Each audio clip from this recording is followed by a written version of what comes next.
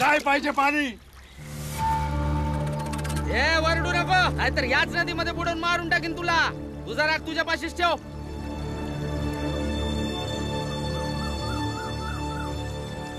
शांत होऊन जा, शांत होऊन जा. तू आधीच क्रोधाच्या अग्नीमध्ये जळतो आहेस. त्याला दया दाखवावी लागेल. कृपेसाठी पात्र असतो तो. होय महाराज.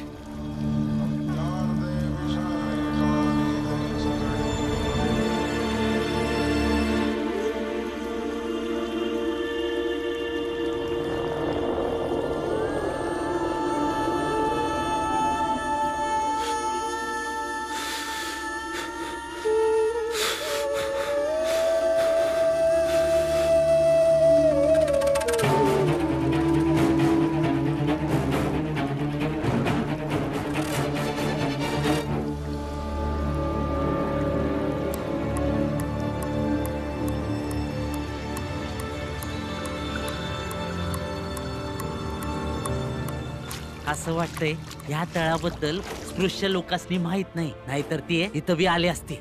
वय वय खरं बोलतोय. आता आपण रोज हितनच पाणी घेऊन जाऊया. चल चल लवकर भरून घेऊया.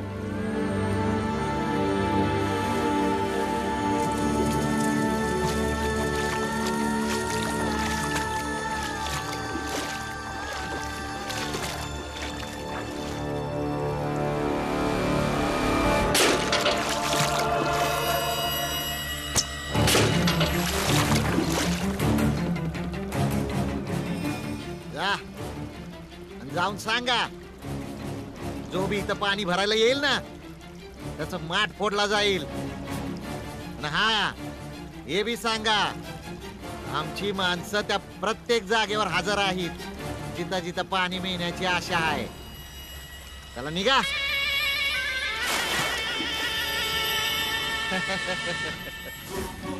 फिरकू बी नका पुन्हा इकडं.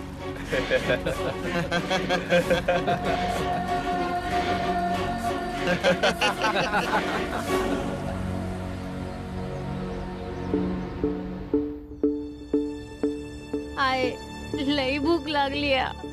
काहीतरी खायला दे ना. वय बाळा, बाबा आता पाणी घेऊन येतच असते. मग मी तुझ्यासाठी काहीतरी बनवेन. हे तर तू कवापासून बोलतीयस. कवा बाबा पाणी घेऊन येतील, मग कवा जेवण बनवशील. पुरं थोडं सहन कर की. हा अरे बाळा, थोडं सहन कर बाबा. आता पाणी आणतील मग स्वयंपाक भी होईल. पण मला नाही ना सहन होत आहे. दे ना लवकर जेवण, दे ना लवकर. वय पोरा वय, रडू नकोस, रडू नको. ते लोक येतच असतील. भरलेला माठ घेऊन येतील ते. मग भूक बी भागत आणि तहान बी भागत.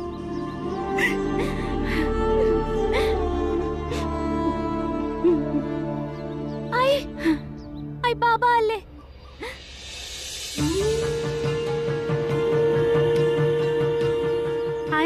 आई बाबा आले. बघ की पाणी घेऊन आलेत. आता तू लवकर जेवण बनव.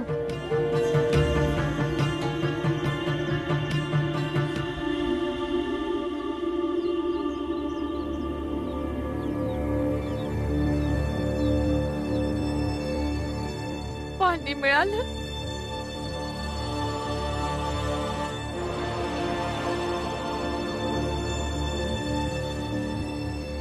भाऊ, मिळालं का पाणी?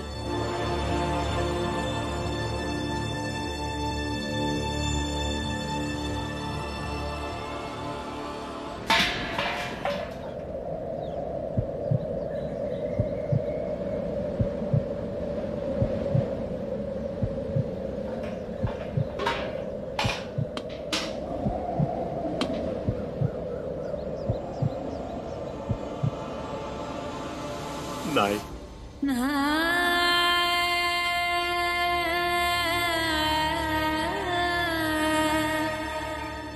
नाही मिळालं. मग काय करतील ही पोरं आता? बांधलेले आहेत. त्यांच्या तोंडातून आता लाळ बी निघेना.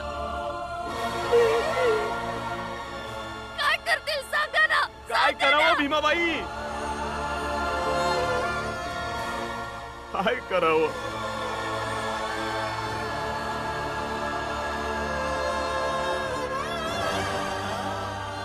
सौताला उभ्या आयुष्यात कधी एवढं असह्य नाही समजलो होतो.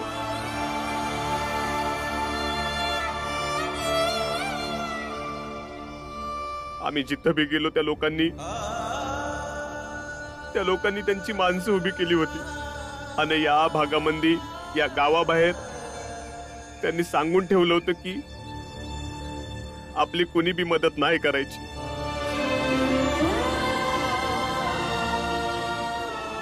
सांग भीमाबाई, काय करावं?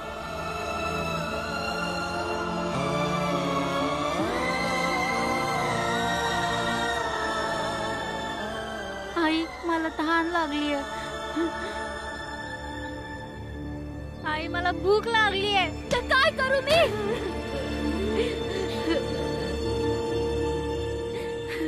काय करू मी?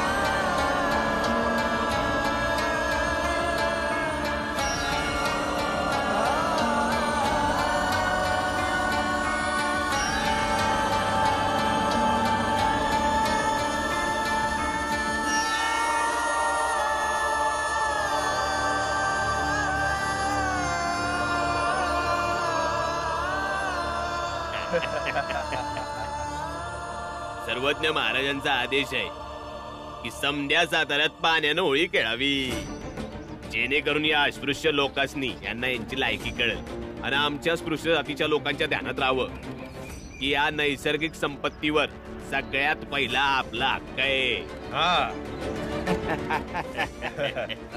हे चली.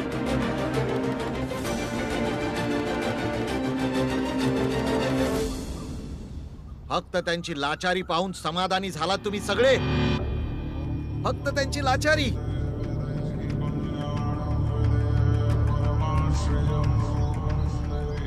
कोण आहे हा? मी विचारतोय, कोण आहे हा? हा मंगेश आहे महाराज. काय करतो?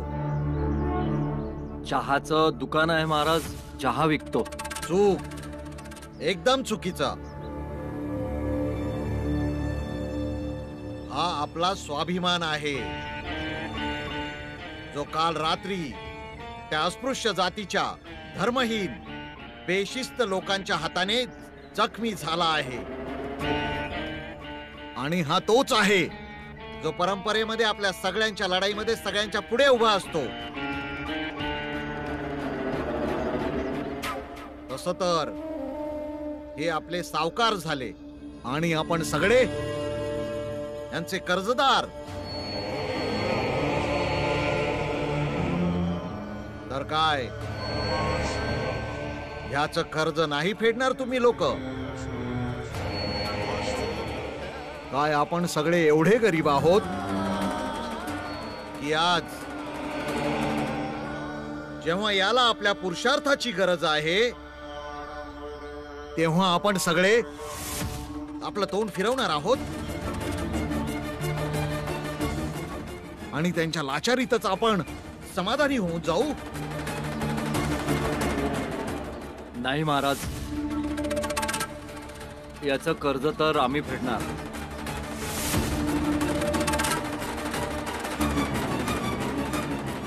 फक्त तुम्ही मला कर्ज फेडायचा योग्य मार्ग सांगा.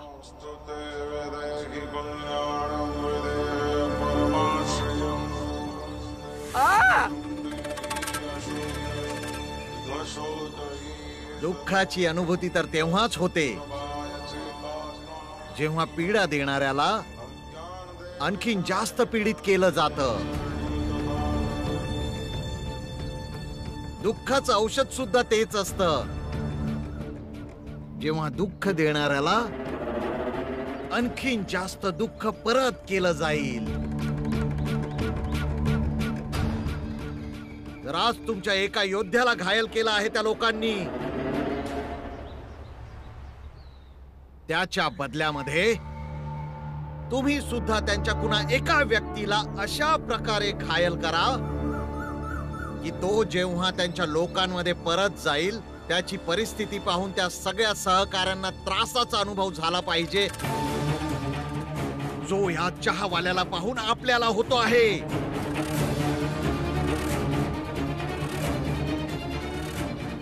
महाराज, हे बघा, एक जण त्यांच्या जातीचा जात आहे.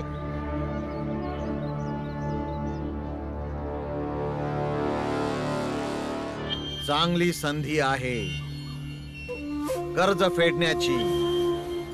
जा, फेडा कर्ज. चला चल रे, चल.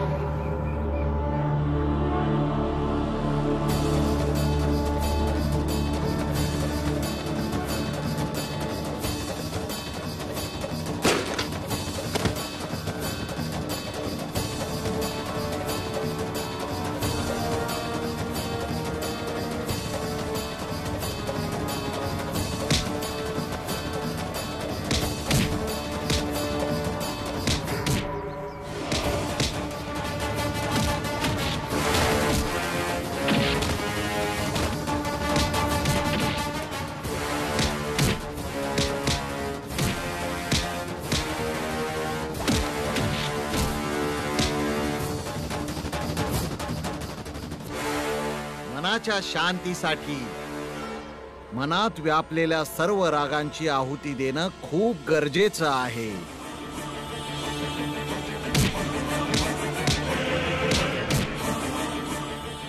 एकदा का राग शरीराच्या बाहेर गेला तर आत्म्याला प्रसन्नता होते.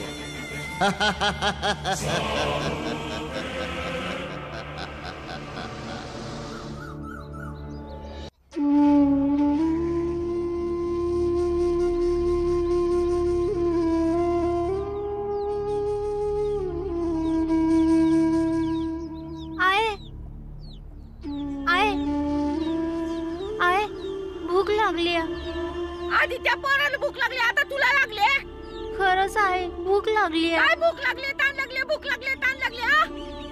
याच्या आधी कधी उपाशी नव्हता राहिला का तू? आज पहिल्यांदा झालंय का असं? कसाही पकडाय झालं घरात?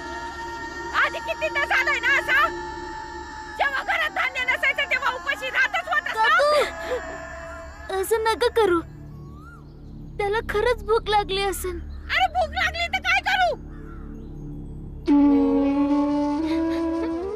एक तर गरीब घरात जन्माला आला आणि त्यात अस्पृश्य समाजात मी. काय जन्माला आला? वहिनी काय करताय तुम्ही? आई आधी भूक लागायची तर पाणी पिऊन राहायचो, पण आता पाणी बी नाहीये.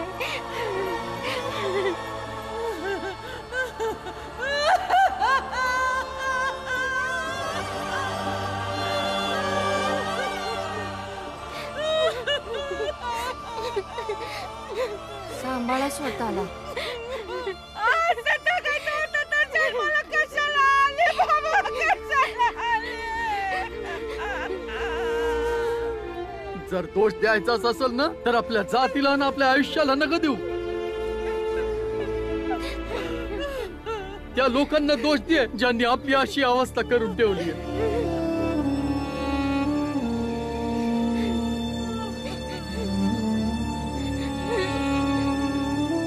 बाबा बरोबर बोलताय.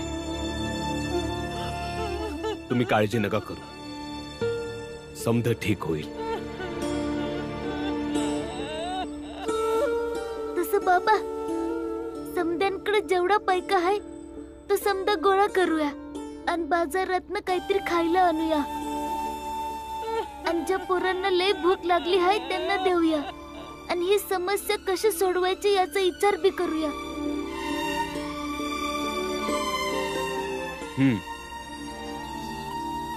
बाळा तू बरोबर बोलतोयस.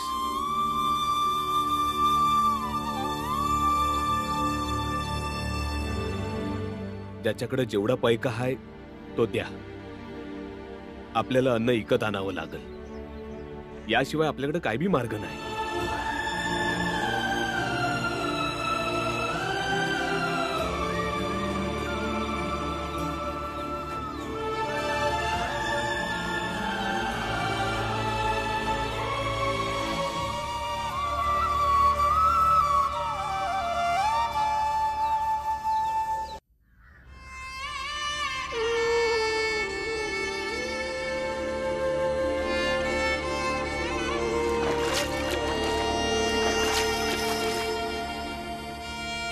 आई आधी भूक लागायची तर पाणी पिऊन राहायचो, पण आता पाणी बी नाहीये.